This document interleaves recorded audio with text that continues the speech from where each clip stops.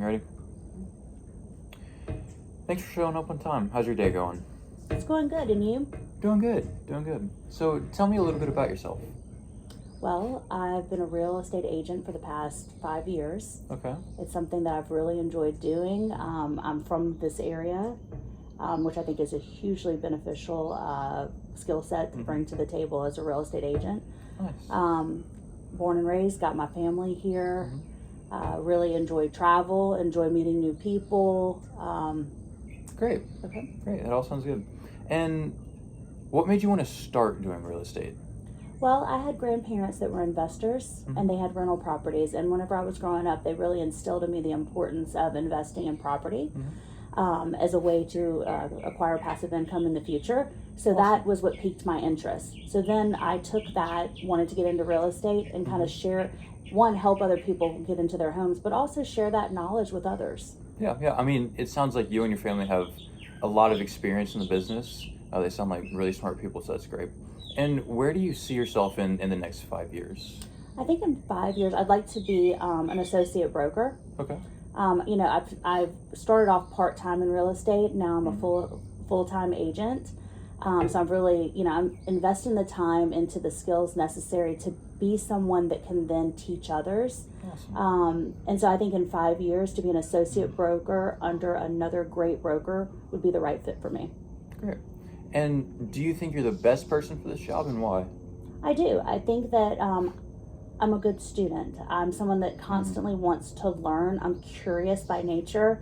I have the intellectual horsepower, but I also have the drive and great perseverance skills. And I think that no matter what happens in the economy and no matter what happens in the real estate market, if you have great perseverance skills and a drive, you will find a way to be successful. Yeah, I mean, I can completely relate to that. The markets have gone up and down, and I know right now we're in a slower market, so it's good to hear that other agents are definitely persevering in this market. Now, bouncing off of that, have you sold over 4 houses, and how have those experiences went? Yes, I have actually, and I think they've gone really well, and I can give you a couple of examples of that. Very recently, I worked with a first-time home buyer. They're very afraid of where the interest rates are, and I explained to them that the market is less competitive right now with these interest rates, and that they have the opportunity to get a great home in a less competitive market at a better price, and they can always refinance when the market shifts. And so we were able to find them a home that they really like at a great price. Of course, still staying within in their range of what their what their note needs to look like, but with the knowledge that they're going to have some great upside potential when the market shifts. So that's one thing I'm really proud of. I've also worked with repeat customers that are looking for investments.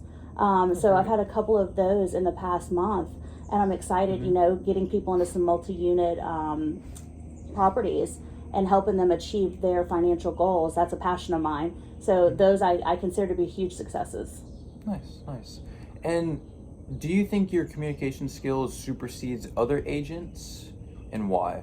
I would like to think that they do, and I think because I stay very focused on, thinking what is my desired outcome and what is my intent in having this communication, and also I'm very good at managing people's expectations. So I think that, as someone who is really there as an advocate for that client, I use that as a filter before I have a communication with them.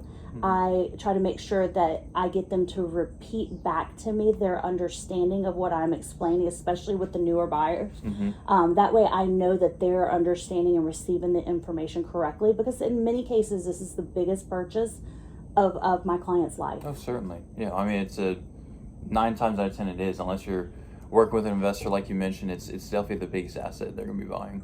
Yes. And bouncing off of that, what's your biggest asset in time management? How do you manage your time? I use a calendar. Okay. I protect every aspect of my time. My time is my most valuable asset as a human being. And I know that if I want to be successful and I want to be happy and I want to be able to give my family and my clients everything that they need, I have to budget my time accordingly. Awesome. And obviously we're not working with just the clients. So how does your ideal agent interaction look? I think it's mutual respect. I think that when you are fair and you're good at communication and you're consistent, transparent, of course, always keeping in mind who you represent as, as an agent, but also remembering that we're in this together, Yep. and that the best outcome you're going to have is when we both win. And with creating the relationships, it's really about focusing on long term, because if you think about it, all of us agents work together. We need to know who's in the market, who's great to work with. If you know who's great to work with, that's you want to go to them to protect your clients. So I think my ideal interaction is I show up with integrity and respect, and I'm looking for agents that do the same. Perfect. And tell me a little bit why it's important for you to understand agents' laws. Oh, it's very important, because you want to make sure that you are staying within your guidelines. You are a fiduciary. You are the person who is supposed to behave a certain way, and interact and state certain things at certain times for your client.